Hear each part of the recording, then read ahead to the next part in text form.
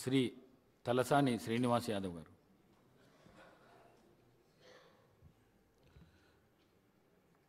గౌరవనీయులు ప్రసాద్ కుమార్ గారు,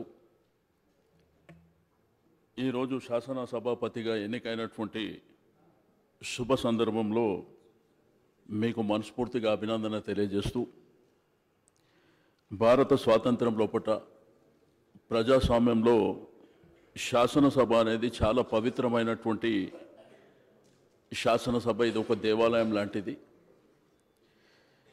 మీరు కూడా స్వతహాగా మరి పేద వర్గాల నుంచి పెద్ద కుటుంబం, 8 మంది అక్కచెల్లెళ్ళు, అందులో మీరు, మరి ఇది కూడా మీ కుటుంబం లాంటిదే.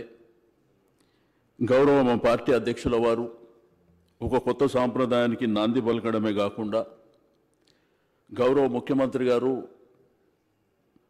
మిమ్మల్ని ఎన్నిక చేస్తున్నటువంటి శుభ సందర్భంలో మరి పార్టీ అధ్యక్షుల వారు, లెజిస్లేచర్ అఫైర్స్ మినిస్టర్ గారు సంప్రదించినటువంటి శుభ సందర్భంలో యునానిమస్గా మీరు ఎలక్ట్ అయ్యి ఈ యొక్క సభా సాంప్రదాయాన్ని పెంపొందించే విధంగా, ఈ రోజు నుంచి మీకు పార్టీలకు సంబంధం లేదు కాబట్టి అందరి శాసనసభ్యుల హక్కులని, ఎందుకంటే ప్రజలు ఎన్నో ఆకాంక్షలు మమ్మల్ని ప్రతినిధులుగా పంపించినప్పుడు శాసనసభలో మా పట్ల మాకున్నటువంటి అంశాల పట్ల మాట్లాడతారనేటువంటి ఆలోచన, వారి యొక్క సమస్యలకు పరిష్కారం దొరుకుతుంది ఈ శాసనసభలో అనే విధంగా మరి మన డెమోక్రసీలో ఉంటుంది. కాబట్టి మీకు నేను మనస్ఫూర్తిగా అభినందన తెలియజేస్తూ, మా పార్టీ పక్షాన మీకు సంపూర్ణమైనటువంటి సహకారం ఉండడమే కాకుండా, మరి ఈరోజు ముఖ్యమంత్రి గారు ప్రవేశపెట్టినటువంటి